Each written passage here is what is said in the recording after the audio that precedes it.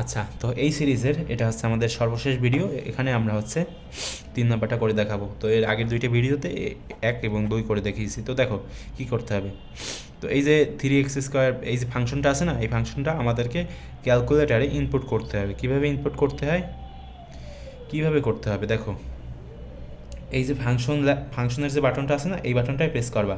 তো প্রেস করার পরে কি করবা বলো তো, ডিফাইন এফ অফ এক্স এই অপশনটায় প্রেস করবা। তো দেখো আমি এর আগে এই যে 2 নাম্বারটা করিয়েছিলাম, সেজন্য এটা ইনপুট হয়ে আছে, কিন্তু আমাদের যেটা করতে হবে এসিতে প্রেস করতে হবে। এসিতে প্রেস করে এগুলো সব ডিলিট করে দিতে হবে। তো দিলাম।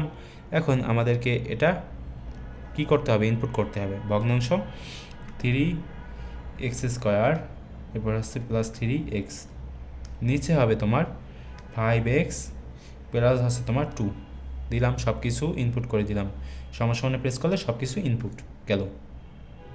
তো এখন আমাদেরকে এফ অফ 3 এর যে মানটা সেটা বের করতে হবে। তো এর জন্য এই যে ফাংশন লেখা যে বাটনটা, এটাই প্রেস করবা। প্রেস করার পরে তুমি যদি এই প্রথম অপশনটায় প্রেস করো, প্রেস করে এখন যদি তুমি এখানে 3 দাও, ব্র্যাকেট দিতেও পারো, নাও দিতে পারো, কোনো সমস্যা নেই। দিলাম আমি। তো দেখো কত আসছে উত্তর, 36/17। তো এটাই হচ্ছে আমাদের অ্যান্সার। তো ঠিক আছে, এরকমভাবে তোমরা তোমাদের ইচ্ছা মতো যা ইচ্ছা তাই করতে পারো। তা দেখা হবে পরবর্তী কোনো ভিডিওতে।